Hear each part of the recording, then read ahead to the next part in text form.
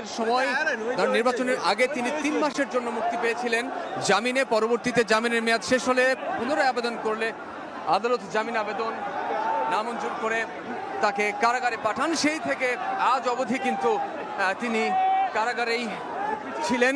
এবং বলে রাখি যে 21 আগস্ট গ্রেনেড যে হামলা মামলা, সেই হামলা মামলারও আসামি তিনি মৃত্যুদণ্ডাদেশ প্রাপ্ত আসামি ছিলেন।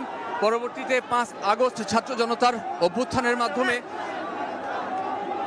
অভ্যুত্থানের পর যখন আপিল শুনানি আবার শুরু হয় এবং এই আপিল শুনানিতে একে একে সব মামলা থেকে তাকে বেকসুর খালাস দেওয়া হয়। আমরা ভিড় ঠেলে একটু সামনে যাওয়ার চেষ্টা করব, তার যে তাৎক্ষণিক প্রতিক্রিয়া সেই প্রতিক্রিয়াটি আমরা নেয়ার চেষ্টা করব। যদিও এখানে আসলে 3 ধরনের ঠাঁই নেই।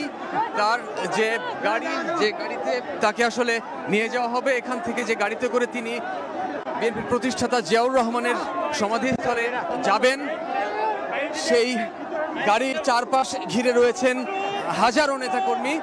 তারা ফুলের মালা দিয়ে, ফুল দিয়ে বিভিন্নভাবে তারা তাদের নেতাকে স্বাগত জানাচ্ছেন। তাদের নেতাও হাত নাড়িয়ে সবাইকে শুভেচ্ছা জানাচ্ছেন।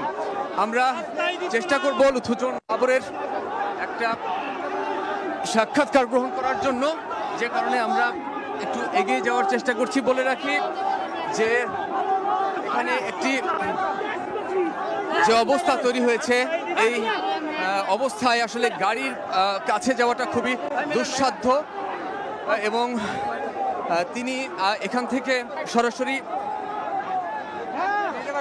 জিয়াউর রহমানের সমাধিস্থলে যাওয়ার পর সেখান থেকে তিনি তার বাসভবনে ফিরবেন, যেটি আমরা জানতে পেরেছি। বলে রাখি যে তার যে মামলা ছিল, সেই মামলাগুলো একে একে খালাস পাওয়ায় তিনি আজ স্থায়ীভাবে কারামুক্তি পেয়েছেন এবং তার এই কারামুক্তিতে উচ্ছ্বসিত নেতাকর্মীরা লম্বা সময় সেই ভোর থেকেই অপেক্ষা করছিলেন কারা ফটকের সামনে।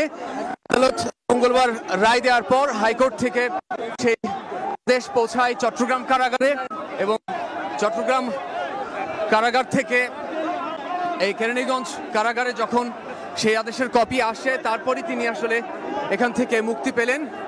বলে রাখি যে এর আগে নেতাকর্মীরা যখন অপেক্ষা করছিলেন, তারা বলছিলেন যে রাজনৈতিকভাবে বিএনপিকে কোণঠাসা করতেই বিএনপির যে শীর্ষ নেতারা ছিলেন তাদেরকে অপদস্থ করার কৌশল হিসেবেই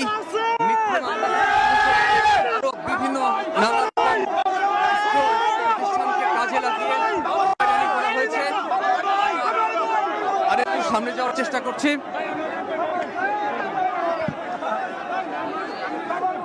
10 ট্রাক অস্ত্র মামলা, 21 আগস্ট গ্রেনেড হামলা মামলা থেকে স্থায়ীভাবে মুক্তির পর আজ তিনি কারাগার থেকে বের হয়েছেন এবং তিনি এখনো এখানে অপেক্ষা করছেন। তার গাড়িটিও যে আসলে সামনের দিকে এগিয়ে যাবে, সেই অবস্থাটিও আসলে এখানে নেই। তার গাড়িটি সামনের দিকে এক বিন্দুও এগোতে পারছে না। নেতাকর্মীরা বিভিন্ন ইউনিট থেকে আসা। বলে রাখি যে নেত্রকোনা 4 আসনের সাবেক বিএনপির সংসদ সদস্য তিনি এবং